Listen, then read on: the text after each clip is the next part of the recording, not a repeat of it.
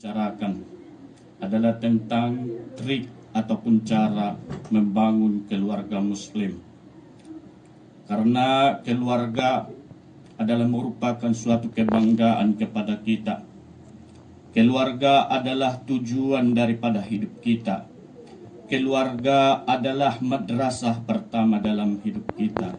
Oleh karena itu, bagaimana trik ataupun cara untuk menuju keluarga muslim?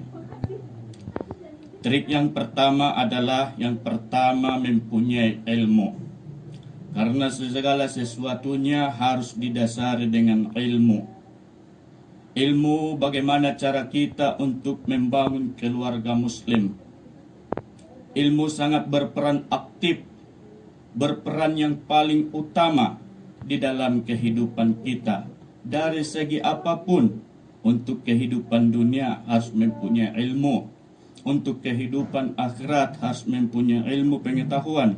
Dan untuk kehidupan dunia dan akhirat juga harus mempunyai ilmu pengetahuan. Makanya oleh karena itu di dalam membangun keluarga muslim juga harus mempunyai dasar, yaitu ilmu pengetahuan tentang keluarga. Yang pertama adalah sebelum jauh kita melangkah ke depan untuk membangun keluarga muslim, saya teringat kepada hadis Nabi Muhammad sallallahu alaihi wasallam yang tersebut di dalam kitab Bulughul Maram. Di dalam hadis yang diriwayatkan oleh Al-Bukhari, Nabi Muhammad sallallahu alaihi wasallam bersabda, "Ya ma'syaras sabab, man istata'a minkumul ba'ah falyatazawwaj fa innahu aghaddu lil basari wa ahsanu lil farj faman lam yastati' fa alaihi bis-shaum fa innahu lahu wija." Wahai kumpulan para pemuda, generasi muda, siapa yang sanggup di antara kalian untuk memberi nafkah, falyatazawwaj, maka hendaknya dia menikah. Fa innahu aghaddu lil basar, karena sesungguhnya menikah itu untuk memejamkan pandangan dan memelihara kehormatan.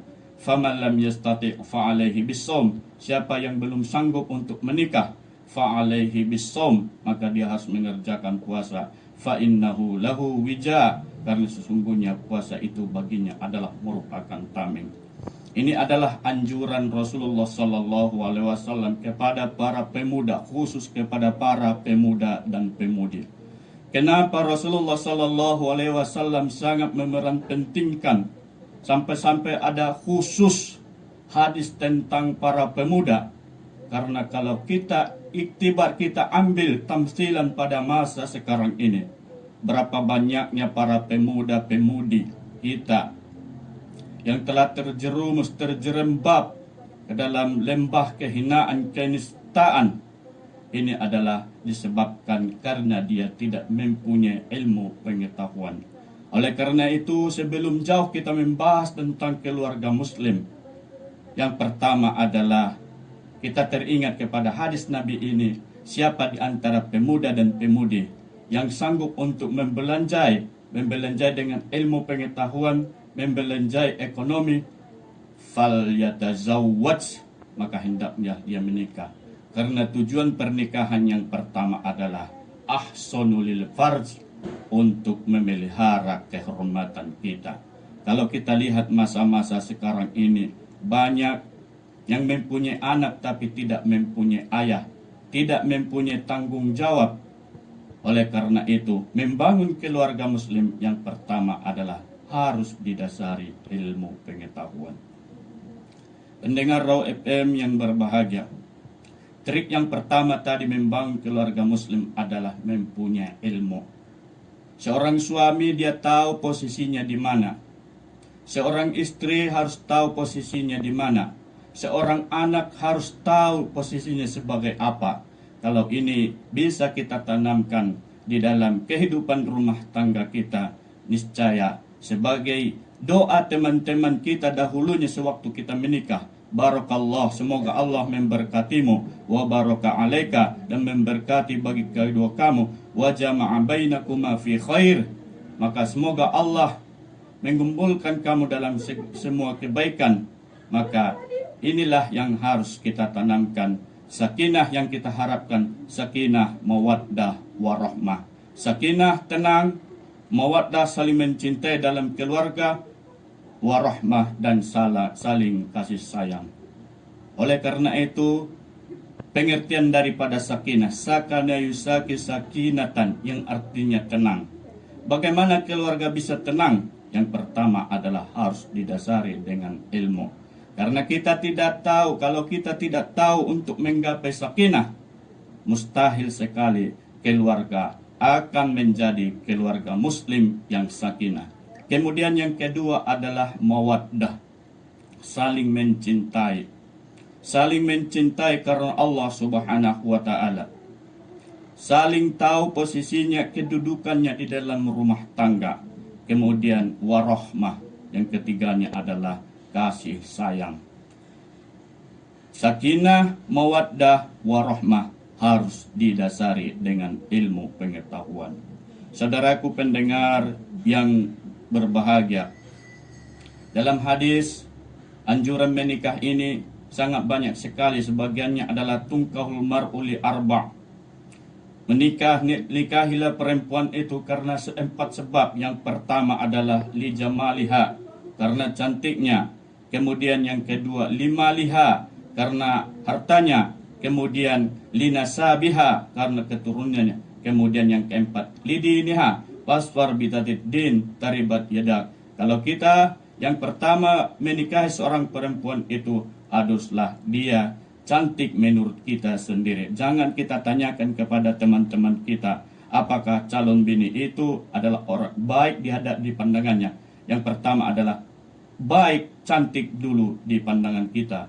Kemudian yang kedua, nikahilah perempuan itu lima liha, karena hartanya. Karena harta, kata kasarnya adalah ekonominya. Karena ekonominya kita melihat menilik sejarah perkawinan, pernikahan Rasulullah Sallallahu Alaihi Wasallam. Rasulullah Sallallahu Alaihi Wasallam menikah dengan Khadijatul Kubra. Khadijah Al-Kubra adalah seorang wanita yang sangat kaya raya. Tujuannya adalah untuk bisa mengembangkan, bisa menerangkan syiar-syiar agama ini ke segenap penjuru alam. Kemudian yang berikutnya adalah menikahi perempuan itu adalah linasabiha, karena keturunannya. Kita harus lihat keturunannya, apakah keturunan yang baik-baik, apakah keturunan yang kurang baik. Maka seorang yang akan menikah harus tilik dulu, periksa dulu, lihat dulu bagaimana keturunan calon suami, bagaimana keturunan calon istri, apakah ada orang yang suka mabuk-mabuk di keluarganya, apakah orangnya bisa membaca Al-Quran. Ini harus kita perhatikan, karena kita akan membangun suatu mahligai, yaitu bahtera, membangun keluarga muslim. Kemudian yang keempat ada lidiniha, nikahilah perempuan itu karena agamanya. Karena agama inilah ujung tombak untuk kemaslahatan suatu pernikahan. Bila agamanya bagus, insya Allah dia akan paham bagaimana posisinya. Jika suaminya berpunya ilmu agama yang bagus, insya Allah dia akan menuntun istrinya ke jalan yang benar. Jika istrinya mempunyai ilmu agama yang mumpuni, dia akan patuh, taat kepada suaminya selama suaminya itu taat kepada Allah dan Rasulnya. Oleh karena itu, yang pertama membangun keluarga muslim adalah harus didasari ilmu pengetahuan. Jangan ada yang disimpan, karena segala sesuatunya itu di dalam rumah tangga suatu saat akan terbongkar, akan terbuka semua, transparan saja. Di dalam Al-Quran kan diterangkan, hunna libasul lakum wa antum libasul lahunna. Istri-istri itu yang adalah dikatakan dalam Al-Quran adalah pakaian kamu, dan kamu adalah pakaian bagi mereka. Berdasarkan ayat Al-Quran ini, suami dan istri diibaratkan sebagai pakaian. Untuk apa kita menutup-nutupi pakaian kita? Untuk apa kita menutup-nutupi baju kita? Istilahnya adalah kita harus mempunyai komunikasi yang baik, transparan, jangan ada bohong, jangan ada yang disembunyi-sembunyikan. Kalau kita umpamanya menyembunyikan sesuatu yang tidak harus disampaikan, suatu saat juga dia akan terbongkar. Buka saja, jujur saja. Ingat pesan para ulama-ulama kita terdahulu, jujur itu mujur. Jujur itu mujur. Jujur itu mujur. Artinya apa? Kejujuran kita itu akan membawa dampak positif di dalam rumah tangga kita. Jujur, transparan. Umpama seorang suami ditanya masih mau ke warung, apakah masih punya uang? Kalau tidak punya uang, katakan saja tidak punya uang, umpamanya mau ngopi. Jujur saja kepada istri, apakah masih punya perbelanjaan? Kalau tidak ada, katakan saja. Kenapa harus takut? Karena yang berkeluarga itu adalah mitra, adalah berteman, bersahabat. Untuk apa kita menutupi kebohongan? Sekali kita berbohong di dalam rumah tangga, berpuluh kali bahkan beratus kali, kebohongan yang satu itu akan ditutupi juga dengan kebohongan. Oleh karena itu pesan saya kepada Mama Indah yang ada di Batu Najwa, transparan saja. Tapi ada satu hal lagi, jangan kalian mengungkit-ungkit masa lalu. Masa lalu biarlah berlalu, jangan diungkit-ungkit itu. Jujurlah di dalam segala hal. Sebagaimana ikrar kita di dalam solat itu, inna solati wa mahyaya wa mamati lillahi rabbil alamin. Di dalam keluarga juga itu kita diperlukan jujur untuk membangun mahligai rumah tangga, keluarga yang muslim, keluarga yang islami. Kemudian yang kedua, untuk Mama Dian yang ada di Pijor Calling, bagaimana menghindari prasangka buruk ketika keluar rumah suami atau istri. Kita yang dianjurkan di dalam berumah tangga itu adalah berprasangka baik, husnuzon. Itu dasar utama kita, jangan su'udzon. Di dalam Al-Quran, prasangka buruk itu inna ba'dadh-dhanni itsmun. Di dalam Al-Quran surah Al-Hujurat di sana diterangkan, sesungguhnya sebagian prasangka itu adalah itsmun, dosa. Makanya kalau suami atau istri keluar rumah, berprasangka baiklah kepadanya. Jangan wala tajassasu, jangan mencari-cari celah untuk menjatuhkan, untuk mengungkit, mencari-cari kesalahan suami atau istri. Berprasangka baiklah kepada suamimu yang keluar rumah, berprasangka baiklah kepada istrimu yang keluar rumah. Makanya di pembicaraan kita yang pertama tadi harus didasari ilmu pengetahuan. Jangan ada prasangka buruk. Kecuali kalau dia sudah terbukti, kita ingatkan yang pertama, kita doakan kepada Allah Subhanahu wa taala agar dia kembali kepada jalan yang benar. Dia tahu ikrarnya dulu ketika diijab qabul, wa akhadna minhum mitsaqan ghalidha, bahwa si suami itu mempunyai tanggung jawab yang sangat besar terhadap istrinya, terhadap anak-anaknya semuanya. Kemudian yang ketiga, untuk kepada saudari Nisa yang ada di Siborang. Apa tadi pertanyaannya? Bagaimana? Pertanyaannya yang tadi itu. Baru menikah itu tadi. Oh iya, pertanyaannya Ustadz gini. Bagaimana hukumnya jika seorang suami memperlakukan istrinya dengan perlakuan yang tidak baik, dengan dalih bahwasanya istri tidak mau menuruti perintah suami, malah menuruti perintah orang tua istri. Padahal perintah orang tua istri itu katanya untuk kebaikan mereka, tetapi suaminya bersikeras kalau istrinya tidak mau nurut kepadanya. Kepada saudari Nisa yang di Siborang, jangan kita perlakukan istri sesuka hati.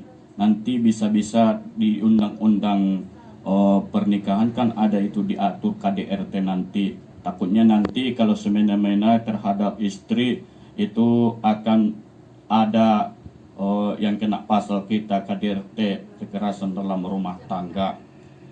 Janganlah terjadi kekerasan dalam rumah tangga. Jangan pukuli istrimu itu. Kalau kita ingat kepada hadis di dalam kitab Subulus Salam, di sana diterangkan innahunna yutlikna min itla'il yusra. Istri itu adalah diciptakan min itla'il yusra, dari tulang rusuk kita yang kiri. Itu dulunya awal-awal penciptaan Siti Hawa alaihassalam. Siti Hawa itu diciptakan dari tulang rusuk Nabi Adam alaihissalam pertama kalinya. Bagaimana posisi tulang rusuk itu? Itu adalah kita apit dengan tangan kita. Dia di dekat hati kita.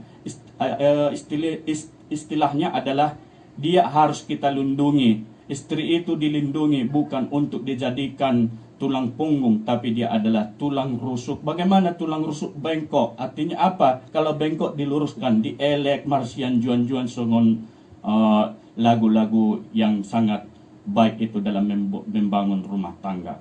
Kemudian apabila si suami terlalu mengikuti perintah orang tua, mengikuti perintah orang tua itu memang baik, tapi yang lebih utama, yang lebih baik adalah tanggung jawab kita kepada istri masing-masing. Itu yang pertama.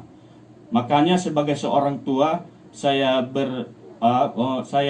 mengatakan, saya memberi saran bahwa posisi kedua orang tua kita adalah pemantau, penasehat di dalam keluarga kita, bukan mereka sebagai pemimpin dalam rumah tangga kita. Apabila kedua orang tua terlalu urus dengan keluarga kita, niscaya nanti keluarga akan menjadi keluarga yang jauh yang kita harapkan untuk membangun keluarga muslim. Makanya kepada saudari ini saya yang di Siborang, yang pertama yang harus dilakukan adalah doa, munajat kepada Allah Subhanahu wa taala. Semoga suami Anda menjadi suami yang penuh tanggung jawab, cinta dia kepada ibunya, tapi dia lebih cinta kepada mahligai rumah.